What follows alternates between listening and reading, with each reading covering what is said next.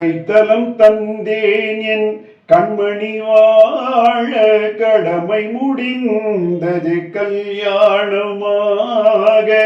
அடைக்கலம் நீ என்று வந்தனல் வாழ ஆண்டவன் போல் உன்னை கோவில் கொண்டாட பூ முடித்தாள் இந்த பூங்குழலி புது சீர் பெருவாள் வண்ணத்தேன் அருவி பொன்னைத்தான் உடல் என்பேன் சிறு பிள்ளை போல் மனம் என்பேன் கண்களால் உன்னை அளந்தேன் தொட்ட கைகளால் நான் மலர்ந்தேன் உள்ளத்தால் வள்ளல்தான் ஏழைகளின் தலைவன் உன்னை நான் சந்தித்தேன் நீ ஆயிரத்தில் ஒருவன்